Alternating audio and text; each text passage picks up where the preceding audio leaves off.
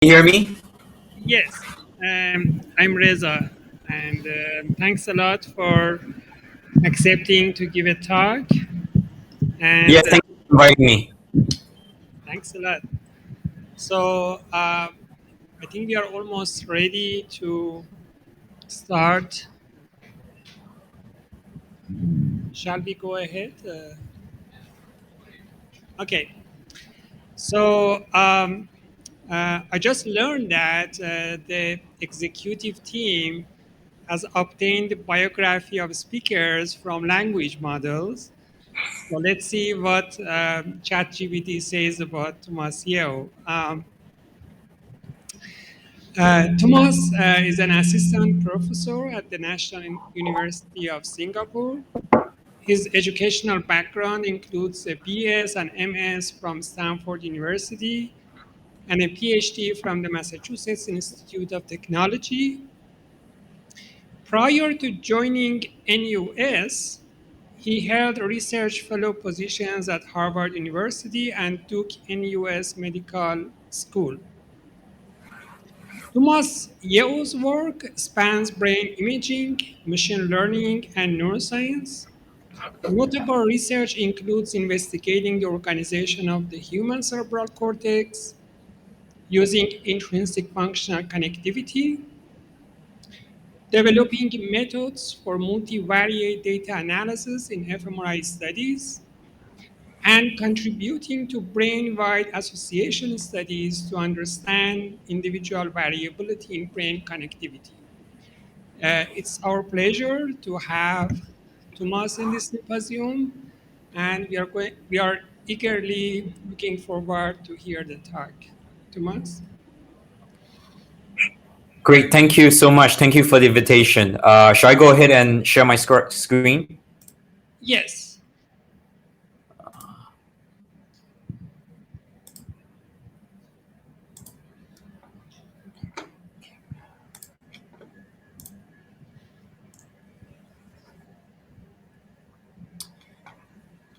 So, can y'all see the screen? Yes, we have the screen. Okay, great. Once again, Riza, thank you for the invitation. So my group applies machine learning algorithms to generate discoveries from large-scale brain imaging data.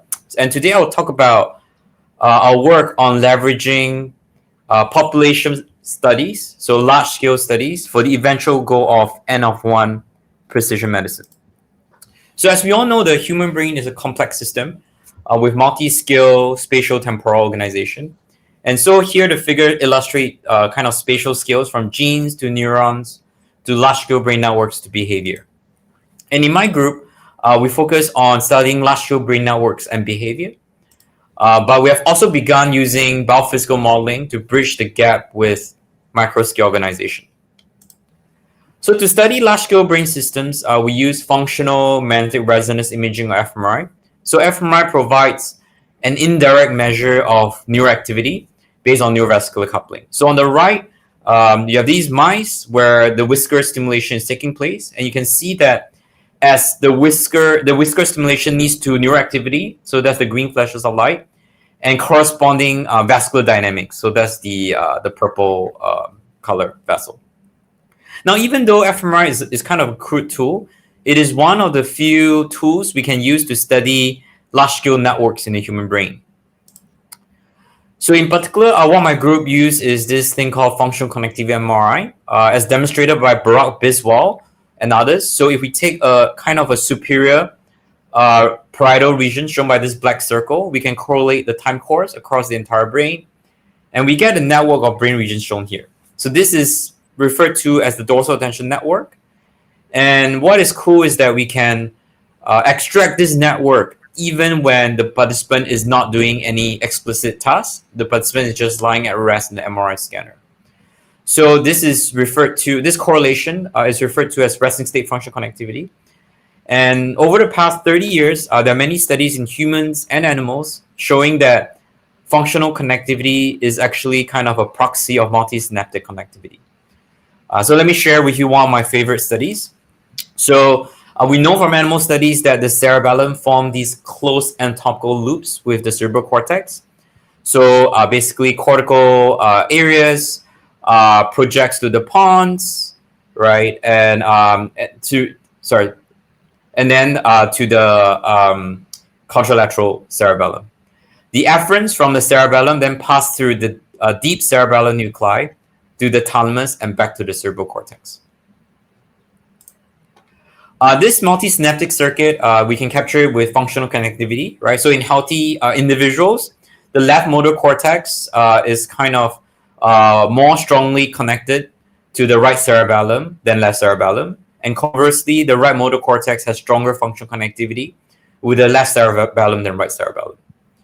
And what is interesting is that if you have patients with focal lesions, then contralateral functional connectivity disrupted. So in this case, lesion in the left pons, right, disrupt functional connectivity between left cerebral cortex and right cerebellum, right, while the connectivity between right motor cortex and left cerebellum is less affected. Conversely, when you have lesion in the right pons, it disrupts functional connectivity between right motor cortex and left cerebellum, but the connectivity between left motor cortex and right cerebellum is less affected. So overall, functional connectivity reflects some form of a multisynaptic synchronization across brain regions, and we are using it to study human brain network organization. Because it's easy to collect resting state fMRI, there are now many population level data sets with resting state fMRI. So my group has been developing machine learning algorithms to analyze these large-scale data set. And our goal is to take models from these large-scale data set and use it for personalized treatment of mental disorders. So the rest of the talk is organized as follows.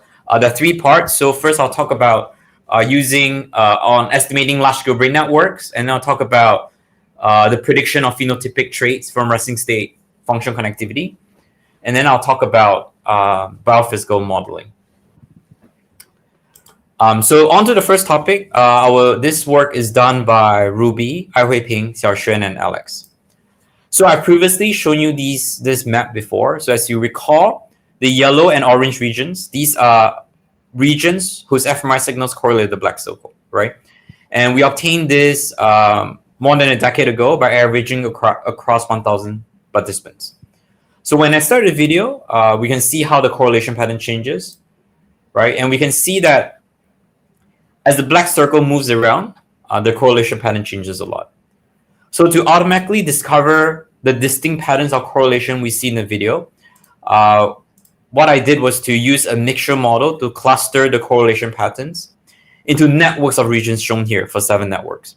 So basically, cortical regions that are functionally connected together are given the same color by the model. In a follow-up study, we use a different model that allows brain networks to spatially overlap, and we observe very similar topography, suggesting that the network topography is robust to the choice of algorithms. So far, I've shown you results obtained by averaging across many participants, right? But we know that simple averaging can blur out intricate network topography of individuals. So therefore, Ruby from my group developed an approach to estimate high-quality networks in individual participants, right? So here's a single participant from the Human Connectome Project. And you can see that the network topography is much more complex than at the group level. We can visualize the underlying functional connectivity data at the individual level that gives rise to this complex topography. So here are the outlines of 2 networks. We have a salience ventral attention network in blue, the default network B in black, in black, yes. And again, we have this black circle, and the yellow and orange regions are correlated to the black circle. And when I start this video, this black circle is going to move around, right? And we can see that the functional connectivity pattern appears to agree quite well with the networks delineated by Ruby's approach. And what is nice about Ruby's approach is that we can estimate high-quality networks with much less data than previous studies. So this is Ruby's model, right? We call it a multi-session hierarchical Bayesian model. But basically what it does is that the top level models inter-subject variability, the next level models inter-session variability within a subject. and the bottom level models inter-regional variability within a network. And what we can do is that we can learn these priors shown in red from large data sets, multi-session data sets. And with these priors, we can then estimate networks in a new participant with only one fMRI session. So here are the networks of 4 Human Connectome Project participants. So each column is one subject. The first row is day 1, the second row is day 2. So the networks are highly replicable within a subject across sessions. And at the same time, you can see that these network features are different across participants. So if you focus on the yellow arrows, right, we see that subject 3 and 4 has this kind of a yellow default network component in the temporal cortex, and these components are present on both days, but these components are missing for subject 1 and 2. Ruby also shows that with 10 minutes of data, her model can estimate networks that are of similar quality with other approaches using 50 minutes of data. And furthermore, she shows that the topography of individual specific networks can be used to predict behavior. So basically, participants, individuals with more similar network topography have more similar behavioral traits than participants with different network topography. So this is also true for networks. For interruption. Yep. We have a technical problem just now. Yeah, no worries. If you wait for a moment so that we can have the slides on the screen. Oh, okay. Do I need to go back a couple of slides or? No. It just happened now, so you don't need to repeat. Right.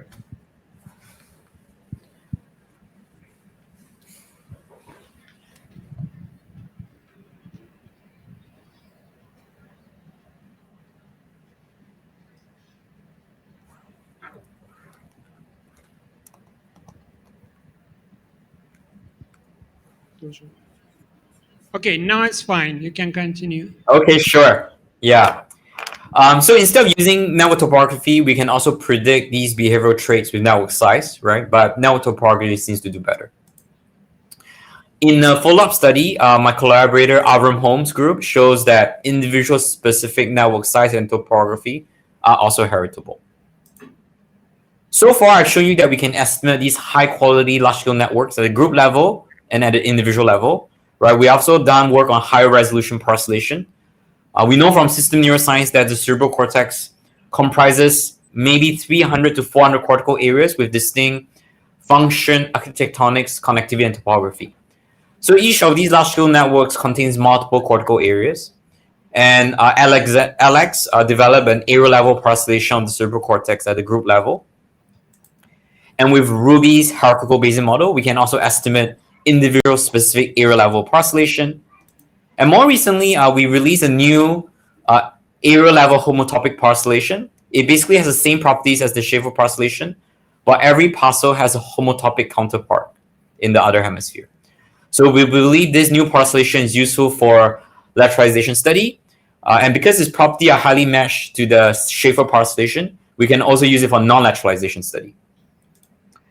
Perhaps the most exciting development actually in our group is the potential use of Ruby's network for transcranial magnetic stimulation. We're currently running 2 clinical trials to personalize TMS treatment for treatment-resistant depression. And in fact, we're going to get our first patient next week. So to summarize, the topography of brain networks are different across participants. This complex topography can be estimated quite well with fMRI data. The size and topography of these networks are heritable and predictive of behavioral traits. We are currently exploring the use of individualized cortical networks for N of 1 personalized TMS for psychiatric disorders. So the code and parcellations from our group can be found on GitHub. So we're going to move on to the second topic. Hetong, Leon, Pengsheng, and I did the work for this next part. So in the previous part, I talked about how network spatial topography and size can be used to predict behavioral traits. In the next part, we're going to explore the use of functional connectivity strength to predict behavioral traits.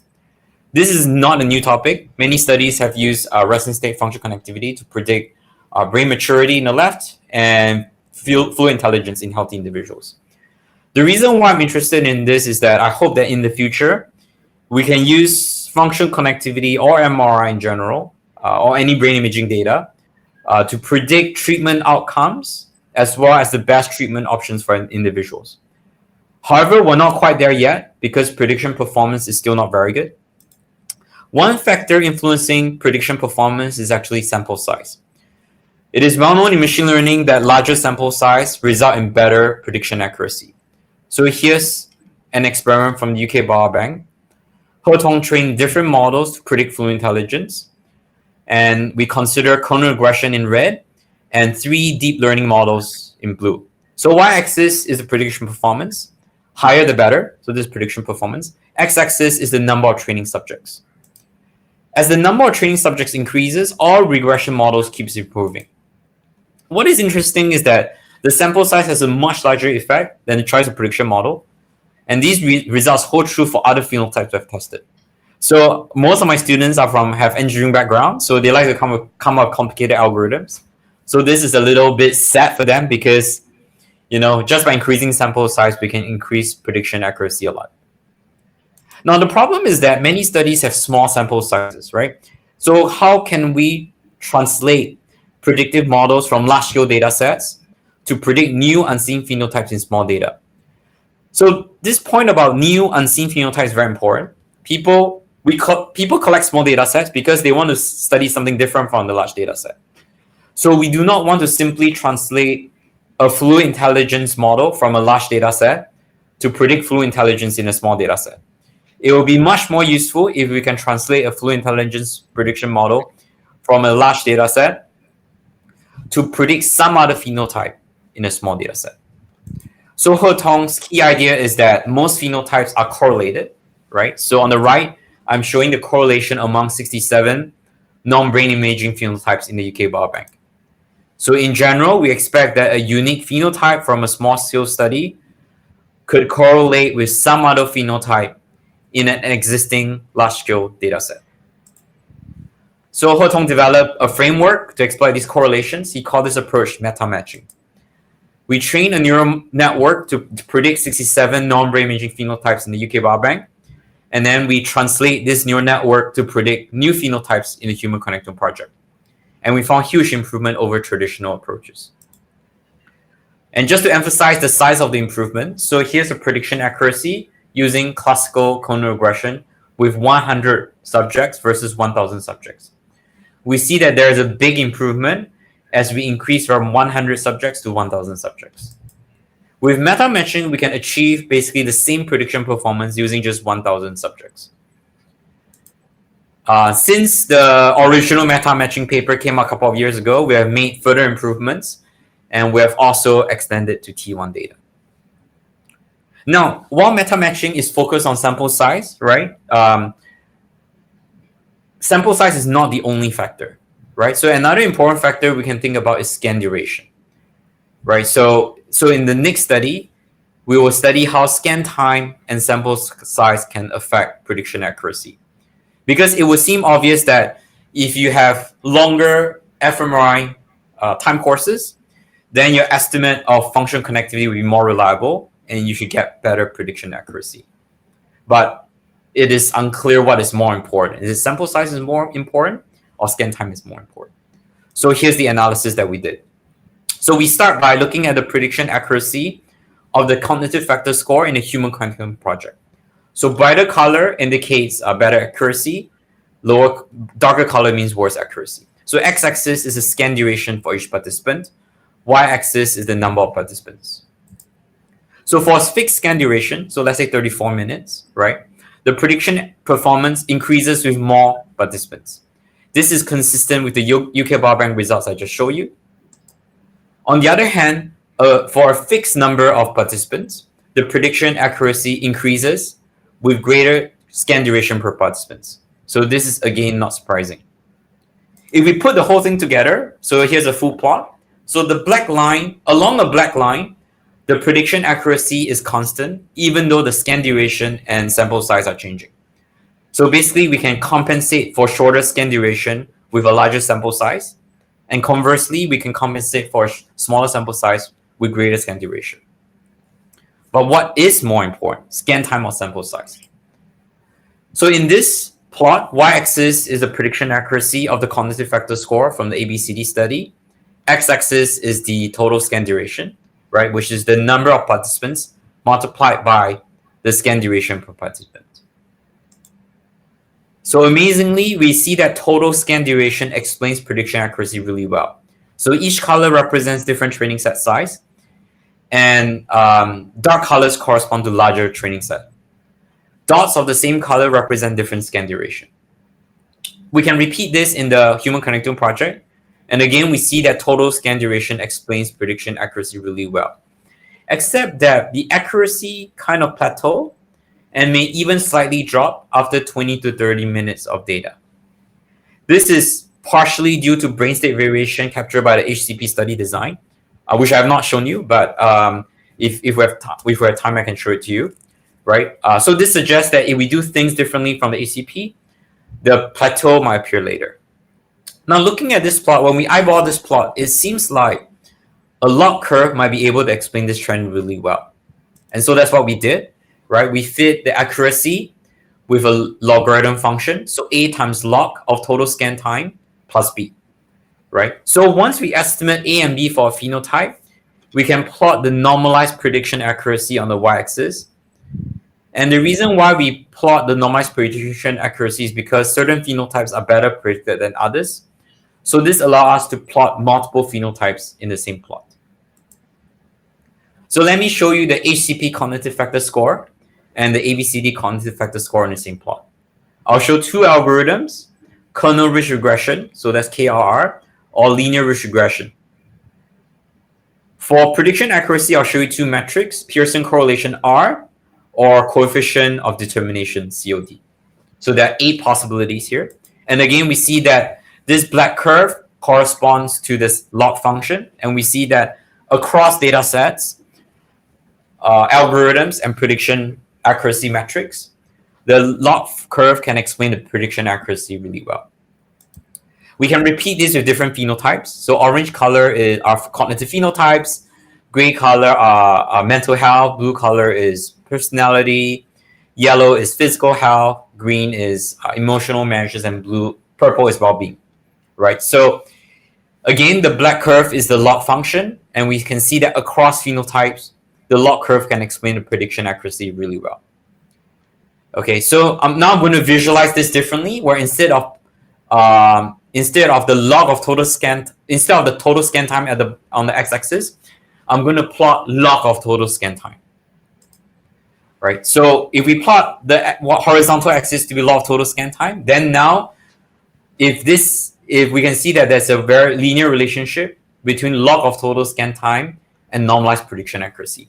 So this shows that, you know, the log function can really explain the prediction accuracy really well. Now, hopefully I've convinced you that scan time and sample size are roughly interchangeable, right? Up to maybe 20 to 30 minutes of scan time. But are they really interchangeable?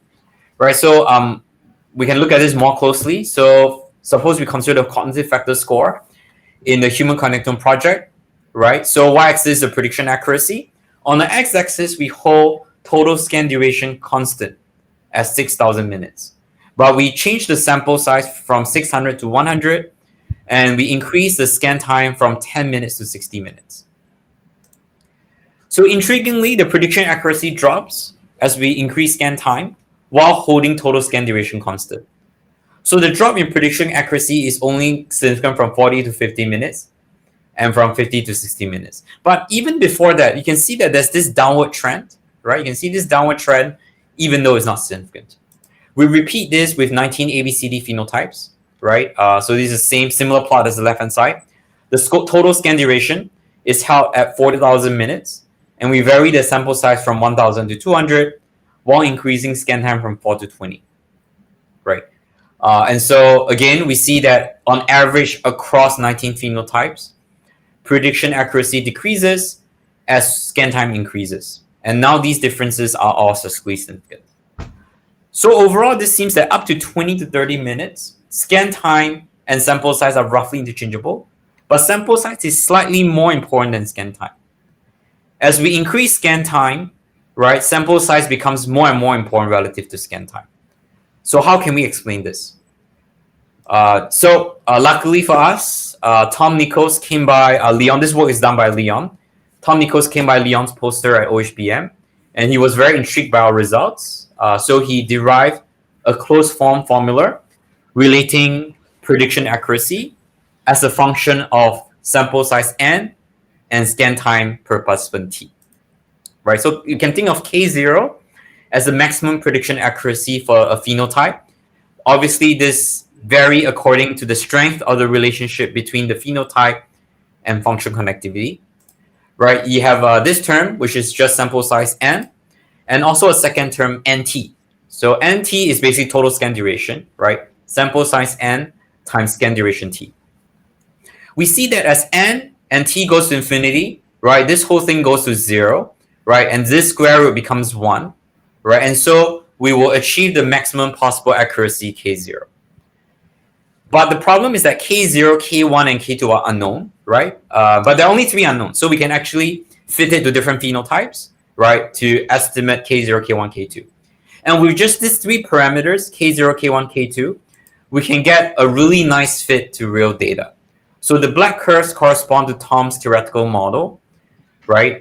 You see that, and the different colored dots correspond to different training set size, right? So essentially, when the scan time is small, the 1 over nt terms dominates the 1 over n term. So this term dominates this term, right? So scan time and sample size are roughly interchangeable. But because of this 1 over n term, right, sample size is still slightly more important than scan time, even when scan time is short. Finally, when scan time becomes big, right, this term is going to become really small. And so the 1 over n term becomes more important. And so the sample size becomes more and more important relative to scan duration. Taking a step back, right, we note that the theoretical model agrees with the intuition that we need a larger sample size to capture inter-individual variability well, right? We cannot capture inter-individual variability just by increasing scan duration alone, right? On the other hand, scan duration per participant is important for accounting for within individual variability. So, but a larger sample size can implicitly account for within individual variability, which might explain why ultimately sample size is more important than scan time per participant. Oh, sorry. Okay. Does this mean we should always maximize sample size over scan time? Right? So, but actually the answer is no, right? Because we also need to consider overhead costs associated with each participant, right? When we recruit a participant, there is overhead costs related to recruitment. There is non-imaging costs, for example, blood markers, cognitive tasks.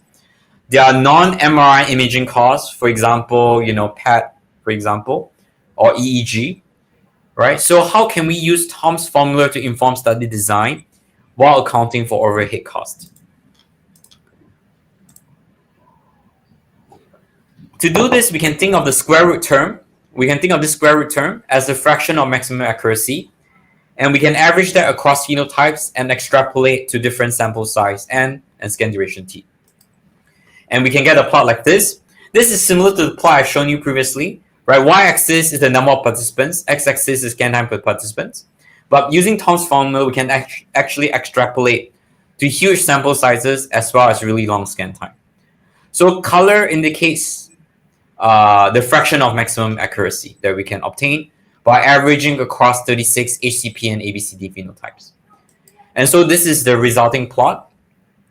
Along the black isocontour lines, the fraction of maximum accuracy is constant, right? So we are trading off scan time and sample size.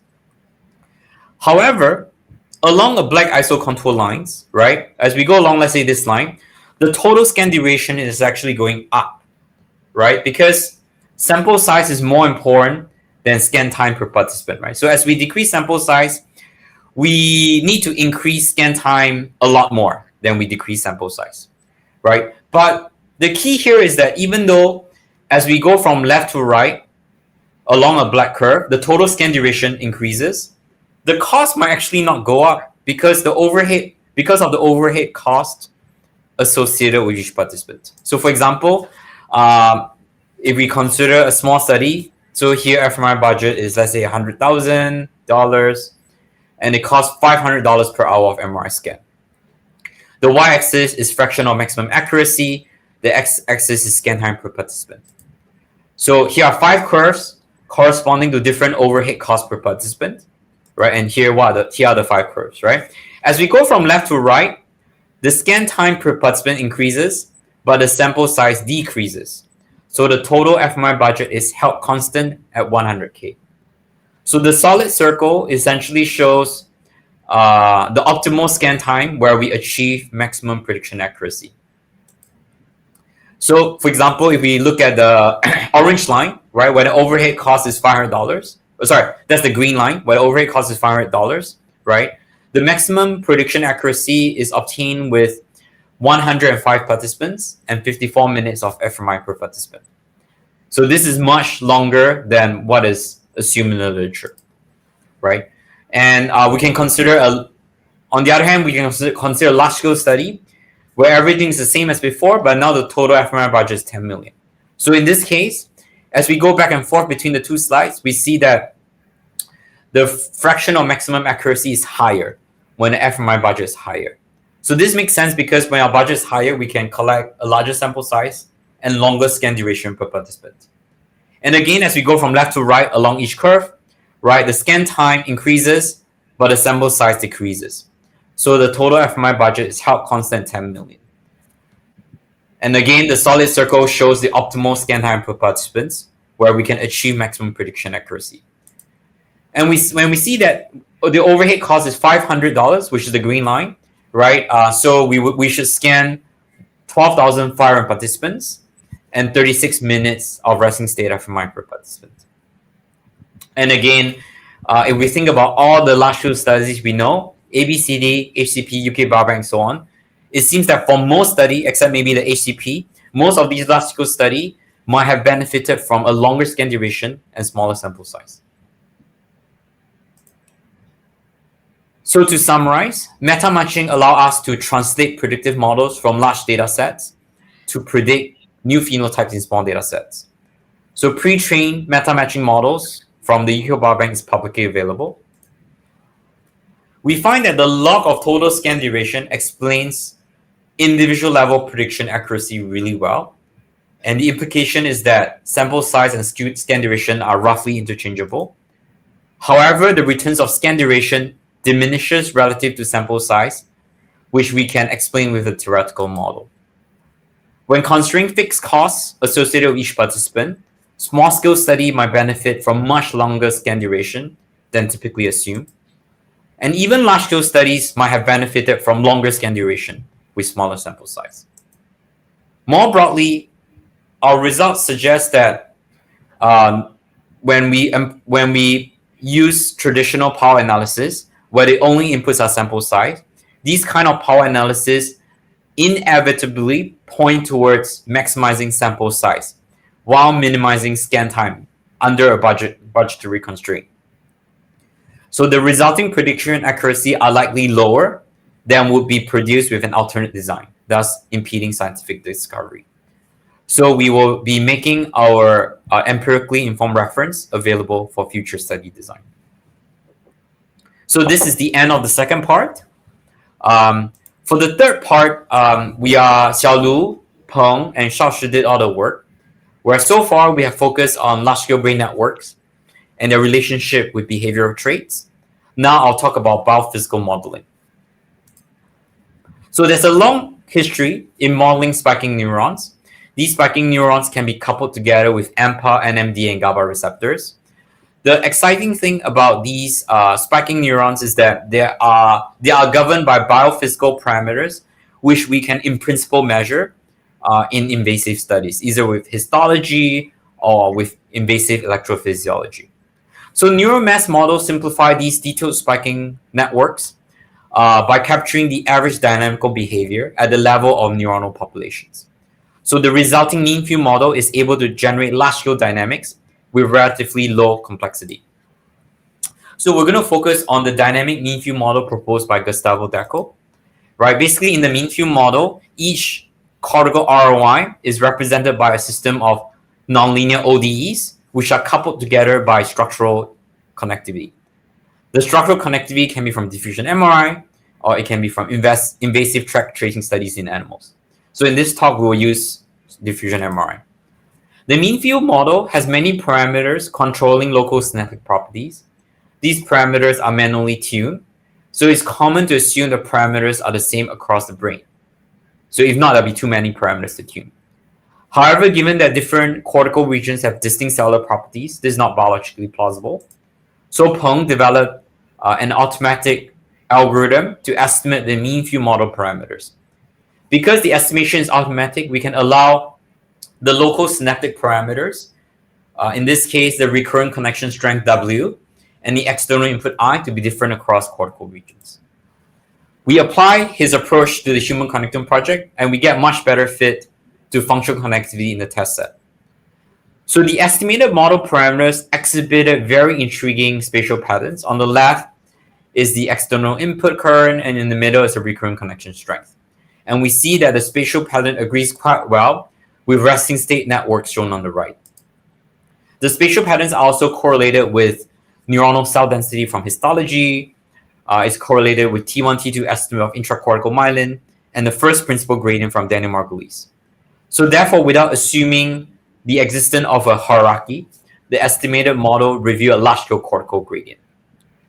But however, we want to push our model further. Like, we want to see how well do we actually explain fMRI data, right? So far, we have computed functional connectivity by correlating the entire fMRI time course, right?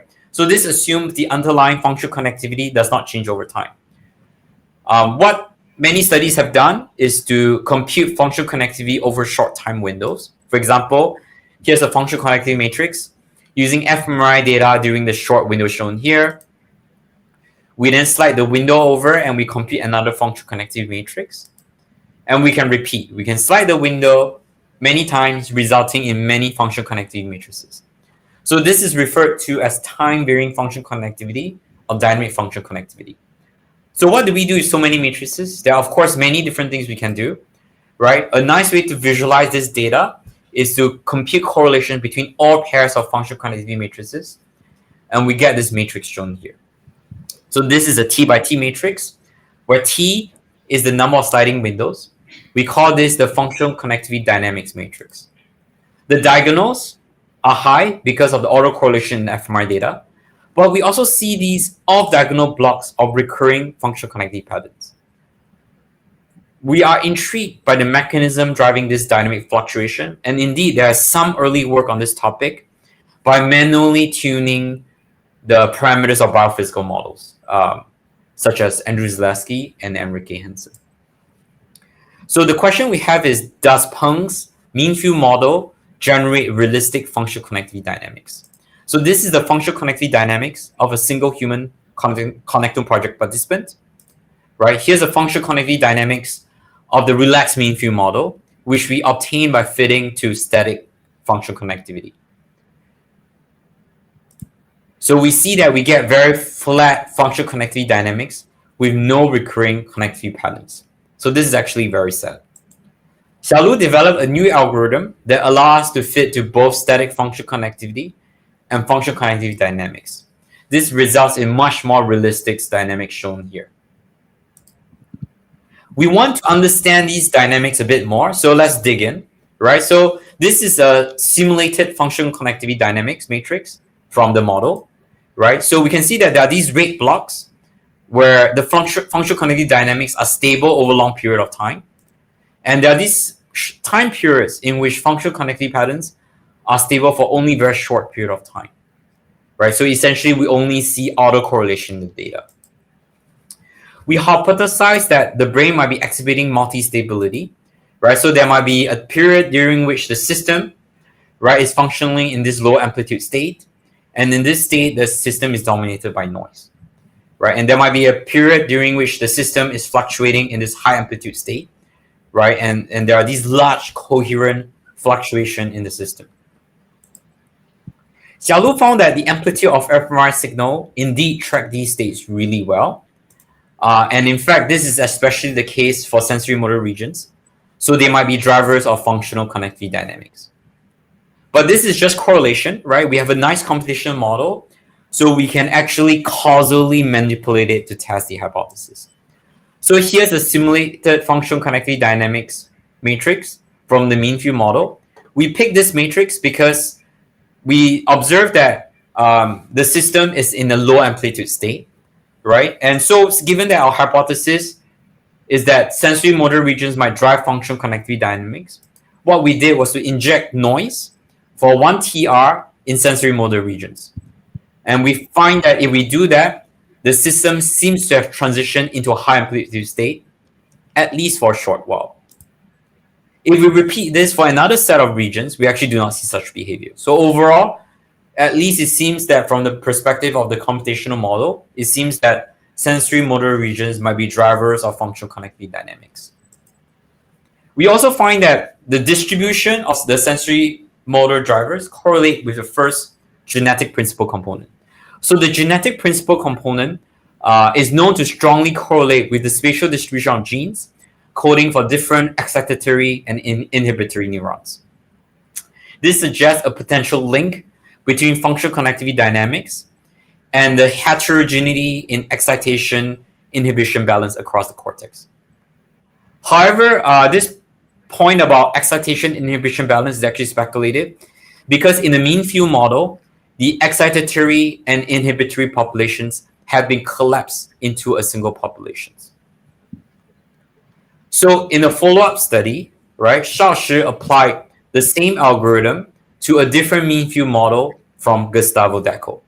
In this mean field model, the excitatory and inhibitory populations are modeled separately, right? So once we fit the model, right, we can simulate the excitatory and inhibitory time courses, right? And by taking the ratio of the two, we can obtain an in vivo estimate of excitation inhibition ratio across the cortex. To evaluate the plausibility of our EI ratio estimate, we apply our model to a pharmacological fMRI data set from Raquel Gur and Ted Satterthwaite. Right, so in this data set, participants undergo a double-blind placebo trial in which they ingest either placebo or alprazolam just before an fMRI scan. So alprazolam is a sedative drug targeting benzodiazepine receptors located at GABA-A subunits. So the thinking here is that alprazolam will enhance inhibitory activity, which means that the EI ratio should be lower in the alprazolam session compared with the placebo session. And indeed, when we compute the EI contrast, where we take the EI ratio of the placebo session minus the EI ratio of the alprazolam session, we see that all the values are positive. This means that the EI ratio is lower during the alprazolam session, which is consistent with our hypothesis. What is really intriguing is that the EI ratio is the largest for the sensory motor regions, which is again consistent with our previous results, suggesting that sensory motor regions drive functional connectivity dynamics. Finally, the EI ratio contrast is modestly correlated with the spatial distribution of benzodiazepine receptor density as measured by PET. These results suggest that our EI ratio estimate is biologically plausible, and so now we use our model to study EI ratio changes during development. So we consider the Philadelphia neurodevelopmental cohort from North America. We divide the data into 29 groups of 30 participants based on their age. So each dot you see here consists of 30 participants. The horizontal axis shows the age of each group. The mean cortical EI ratio is shown on the y-axis, right? We find that in general, older kids exhibit lower EI ratio, which is consistent with previous studies. This is the and here I'm showing you the negative slope between age and EI ratio is observed for all cortical regions. And all regions were significant after correcting for multiple comparison with a false discovery rate of 0.05. This reduction in EI ratio is the most rapid in sensory motor cortex compared with association cortex. Now at this point, it is unclear whether EI ratio is indexing biological maturity or just an epiphenomenal, right? So the thinking here is that if the EI ratio is an index of biological maturity, then if we take children with the same chronological age, lower EI ratio should be associated with better cognition. So to investigate this, we divide the PNC cohort into 14 pairs of high and low performance group. And this high and low performance group was age matched, right? So each red dot here is a group. The horizontal line connects a pair of low and high performance group. And so each pair has a very similar age. And by construction, right, the lower performance group have consistently lower cognitive performance than the higher performance group. Consistent with our hypothesis, the high performance group have lower mean cortical EI ratio than the low performance group. I'm excited by this result because age has a big impact on static and dynamic FC, right? So if someone just show me that, there's a relationship between some fMRI measure and age, I won't find it so surprising. What is cool here is that after we exactly control for age, the EI ratio estimate is still related to cognitive performance. The association between cognition and EI ratio was significant for all cortical regions after correcting for multiple comparison. And in this case, the effect is the strongest for association regions in the control and default network. And so even though EI ratio declines more quickly with age for sensory motor regions, but the relationship with cognitive performance was the strongest in association cortex. This result was replicated in the Gusto cohort from Singapore. To summarize, we have demonstrated that it is possible to automatically fit these biophysical models. This allows us to explore more biophysically plausible models, but allowing each cortical region to have distinct local synaptic properties. We are able to perturb the mean field model, and by doing so, we show that sensory motor regions might be drivers of functional connectivity dynamics. The spatial distribution of sensory motor drivers correlate with the first genetic principal component, right? And as I was saying, the first genetic principal component correlates with the spatial distribution of genes coding for different excitatory and inhibitory neurons, which might reflect spatial heterogeneity in EI balance. Alprazolam or Xanax reduces EI ratio across the cortex, especially in the sensory motor region. And this result seems consistent with our previous mean field model. Across all cortical regions, EI ratio decreases with age, and this reduction in EI ratio seems to be faster for sensory motor regions compared with association regions. However, EI ratio of association regions seems to track cognitive performance more closely than sensory motor regions. As usual, our code is available on GitHub. To summarize, we're able to estimate high-quality, individual-specific brain networks from limited quantity of fMRI data. The network topography, size, and connectivity are heritable and can be used to predict behavioral traits. And we're excited that these networks might be useful for personalized TMS. We're also hopeful that phenotypic prediction can one day be used to predict treatment outcomes and selecting optimal treatments for individual patients. To improve prediction accuracy in small data sets, we developed the meta-matching framework to translate models trained from large data set to predict new phenotypes in small data sets. We also find that study design should consider scan time in addition to sample size to maximize prediction performance within the fixed scan budget. By combining large-scale circuit models with modern optimization techniques, we can estimate the local synaptic parameters of biophysical models. This allows us to bridge macro-scale brain organization as measured by non-invasive brain imaging with micro-scale organization as measured by invasive studies in ex vivo specimens or non-human animal models. I'd like to thank all my funding sources and support.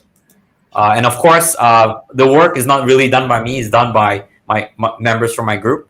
And I also like to thank all my collaborators. Thank you.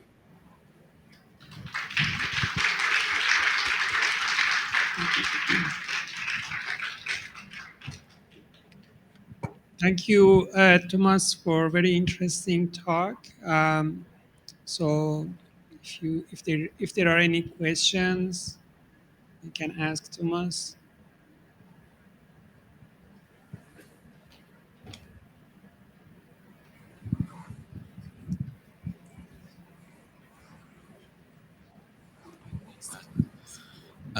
Thank you for the interesting talk. I actually have two questions about your second presentation about the relationship between scan time and prediction. Yeah. Yes. So in one of the figures, you show that, for example, 10-minute scan in 600 people can predict better than, for example, 50 minutes. But the question is that these are resting state imaging. So, okay, 10 minutes resting state. What is the difference between 10 minutes and 60 minutes resting state? Because basically, it's just 10 minutes as far as I know. So what is the addition? Why your resting state took 50 minutes? This is my question. In the long I don't quite understand your question. Okay. So you're referring to, for example, this one, is it? You know, you said, for example, yeah, this one. Yeah. Yeah. Okay. In the first figure, it shows that 10 minutes scan in 600 individuals predicts better. So yeah. But in the last one shows, for example, 50 minutes scan in 100 individuals has better prediction. My question is that why the time of the scan is so different? Because 10 minutes resting state is different than 50 minutes resting state. It can change brain state of participants. It can participant in the 50 minutes scan have more head movements. So we cannot compare 10 minutes to 50 minutes resting state. When you say why is it different, are you asking how did I change the length, or are you asking me like aren't there going to be issues for like state changes, for example, for long resting state scan? Is that what you're asking? Okay, let me put it this way. I mean, 10 minutes resting state is the same as 50 minutes resting state, or in this 50 minutes there are different measures? Oh, I see. That's 15 minutes of resting state. Yeah. So in the Human Cognition Project, they collected 4 runs of fMRI data, right? Okay. And each run is about 15 minutes. So in total, there's 60 minutes of data. Yeah. Oh, okay. And does that answer your question? Okay. Go ahead. No, does that answer your question? Yeah, I got it. So the second question, most data set doesn't have 60 minutes of resting state data. That's too much. Yeah. And the second one is that when you acquire 50 minutes scanning, so this basically increases artifacts, like movement artifacts. So how can you explain that this will have better prediction in small sample sizes? Sorry, the artifacts should decrease prediction, right? Not improve prediction. Decrease. But you said, for example, if we have low sample, it's better to increase the time of scanning to have a better prediction. Right. So you can see that in general, based on Thom's equation, right, and also empirically, intuitively, sample size is more important than scan time, right? But it doesn't mean that the scan time is doing nothing. You see what I'm saying, right? In fact, you can see that even actually, let me see. Oh, can you see my mouse? You can see my mouse, right? Yeah. Can you see my mouse? Yeah, you can see that actually. As let's say you look at this top curve, right, you can see that actually the prediction accuracy is still improving, right? Even along all these very dark blue dots, they are the same sample size, right? And you can see that as I increase the scan time, even up to an hour, right? This is in the HCP, right? The prediction accuracy is still increasing, right? It's just increasing slowly. Does that make sense?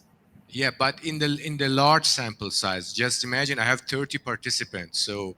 With these 30 participants, is it better that I have it, for example, 10 minutes scan instead of 1 hour scan?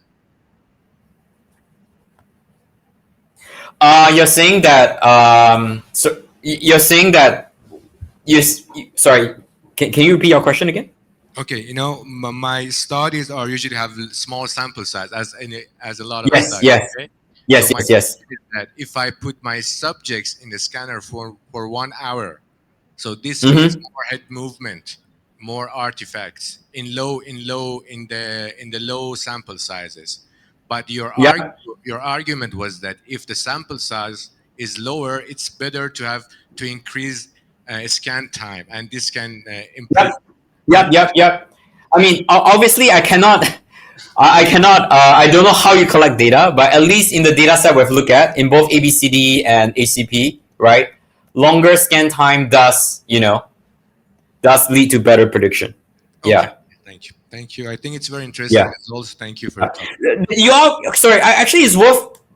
The effects of state is actually quite interesting. We have a supplementary analysis on that. Oh, which by the way I didn't include it. But here, give me a second. If you're interested, I can show you a plot. You give me a second. Let me bring up this other slides I have. Okay, sorry. 1 second. Almost there. Take your time. Here we go. So there are a lot of very interesting state effects in for long scans. So for example, hold on. Oh, I'm still sharing screen, is it? Oh, great. Oh, I stopped sharing screen. Stupid me. Okay, sorry. Hold on. So for example, right?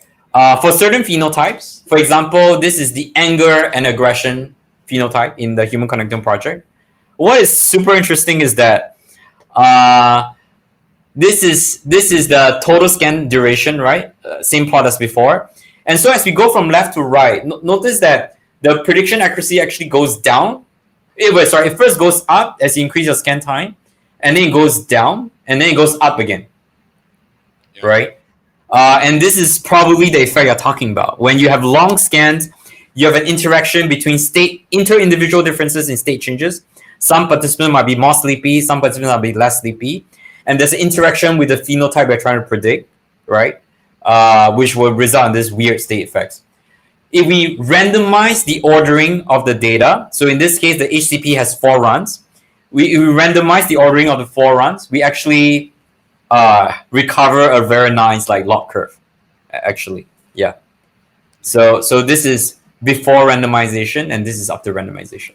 So you're completely correct that state effects in long resting state run that could hurt you, and yeah, and that's something to think about. Yeah. Yeah, thank you for a detailed answer. It's very interesting results, by the way. Yeah. Thank you. Yeah. Okay, other questions?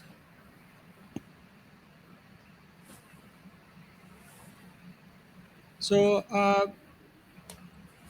I actually have 2 questions.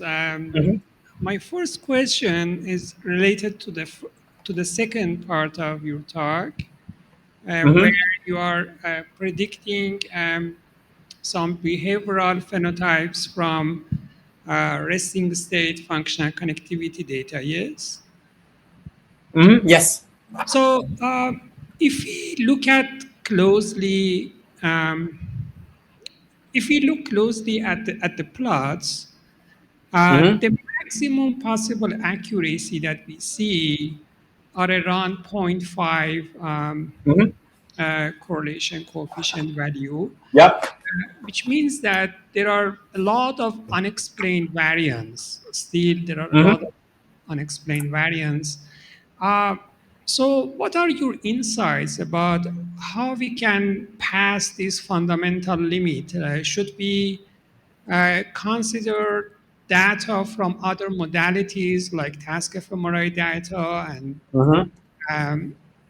or should we improve our imaging techniques like increase the spatial resolution? How can we break this ceiling and achieve better performances than currently we have? Yeah, I think all your suggestions make sense. Using other modality, using improve our imaging acquisition. But I think another important point is actually the phenotypes themselves, right? There's actually a huge variation across phenotypes. In general, it is much easier to predict cognitive performance than, for example, mental health measures, right? And so why? That could be two reasons. One could be the phenotype itself is not good enough, right? So, for example, many of these mental health measures are like a self-report, or actually in some of these cases, like in ABCD, it's actually they're asking the parents to rate the child, right? So as a result, sometimes some of these phenotypes might itself not be very good, right? And so we should not be able to predict it well. Or these phenotypes might not be, it might not be very reliable, for example. Or maybe it is true that for the particular phenotype we're looking at, maybe there's not a strong relationship between the brain and the phenotype. And frankly, the question would be, we may have to like rework how these phenotypes are defined as well. So Does that answer your question? Yeah. So in that case, I think it would be interesting to see a noise ceiling, basically to see what is the, maximum possible accuracy that we can achieve, and then The test retests of phenotypes are actually surprisingly not that good. Yeah.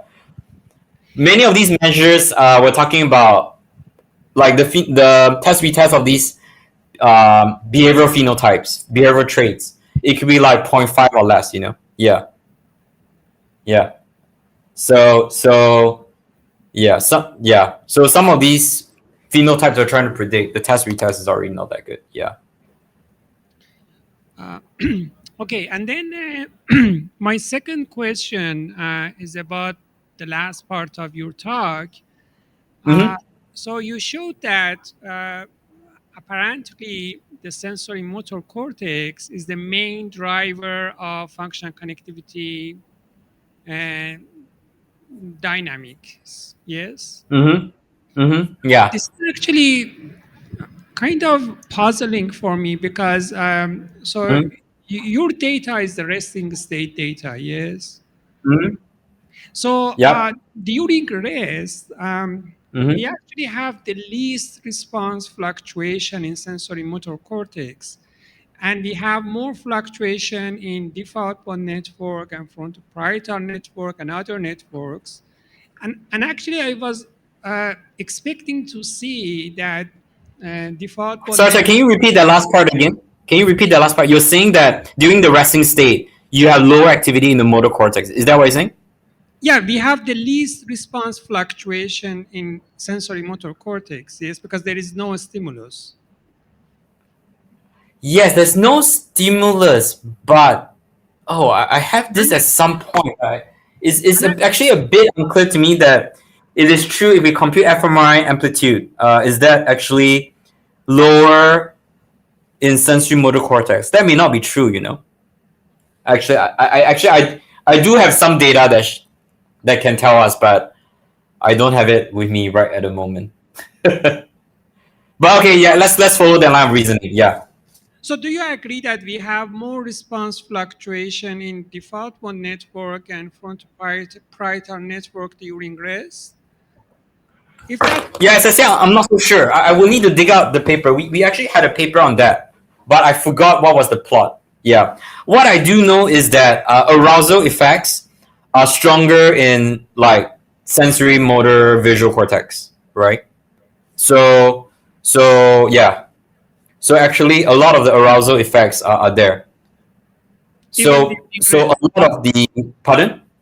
even during rest, you Especially during rest, you have huge arousal fluctuation. Yes, because people feel sleepy after a while. Yeah, in a scanner. Yeah. So okay. Yes. So if it is the case that we really have sensory motor cortex as the main driver of function connectivity dynamic matrix, so what is the neurobiological mechanism behind that? Like why that should be the case?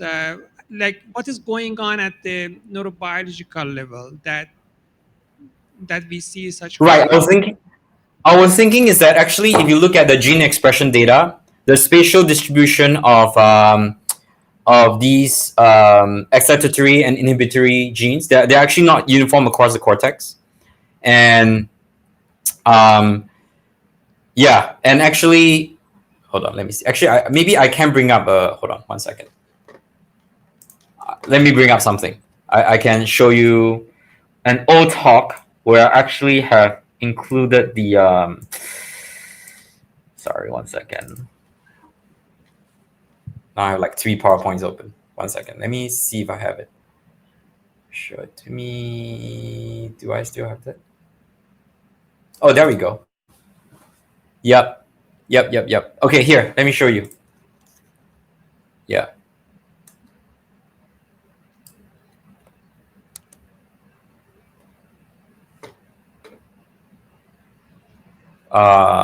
Sorry, let me share screen again.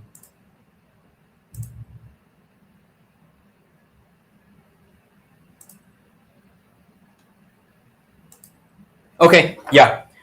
So this is an example of so essentially other people have shown that in this Nature of Comms paper from Avram Holmes group that like if you look at the ratio of parvalbumin and somatostatin interneurons, right, it actually have this spatial topography, right? And so essentially these different interneurons and excitatory markers, they actually are spatially heterogeneous, and it follows the first genetic principle component very well. So then the thinking is that during the resting state, you have these dynamical fluctuation in brain activity that's occurring throughout the brain, right? And so, you know, when you have a random, it's a complex, nonlinear complex system, right? And essentially, when you have like noise in these sensory motor regions, it would actually propagate throughout the cortex, and you know, you could switch the brain into different states. Does that kind of make sense? That's my hand wavy explanation of what could be happening. Yeah. I mean, you are tapping into like why we see this phenomenon that sensory motor cortex is the driver of functional connectivity dynamics. Yeah. But my question is, what is the functional consequence of that? Like, I see. Let's say something happens, and then why this is good? Like, what is the computational advantage of having sensory? I see. That's a good point. Driver, yeah. Yeah. I actually don't know. I don't have a good answer for you there. Yep.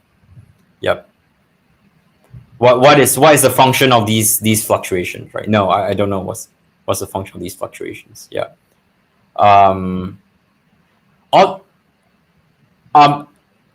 Actually, Tim Lauman, do you know Timothy Lauman from Washington University in St. Louis? He has a paper called Brain Activity is Not Just for Thinking. And he argues that, for example, a lot of these resting state activity might contribute to some homeostatic maintenance of the brain. So if you're so that could be one functional significance of these resting state activity. You can check out his paper. It's called okay, let me bring this up right away. Timothy Lauman.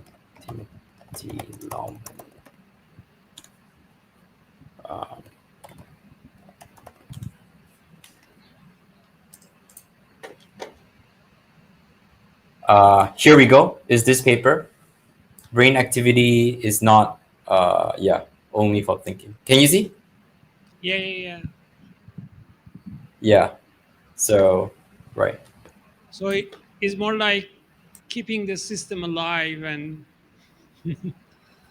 right. I mean, we know in neurobiology that the brain does a lot of offline stuff when we're resting, when we're sleeping, right? Including like memory consolidation, replaying our past events, and so on, right? So I don't think it's probably not particularly controversial to guess that there's some form of homeostatic and rebalancing going on in the brain while we're at rest. Yeah. Okay, any more questions? On that final question. So you can actually say. Thank you for your great talk. Our team members have notified me from backstage that today is the International Women's Day. And first of all, I want to congratulate this day to all female neuroscience enthusiasts. And after that, I wanted to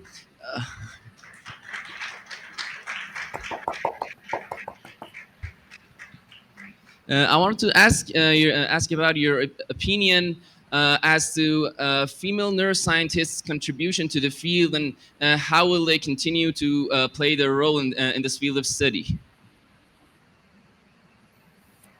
I mean, they obviously female like neuroscientists are obviously very important for our field, and in fact, if you look at my group, actually, the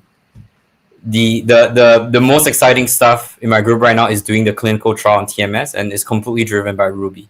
So I think female neuroscientists have an important role to play, and will continue to have an important role to play. Thank you for your great talk, and let's have a warm round of applause for Dr. Thomas Yeo.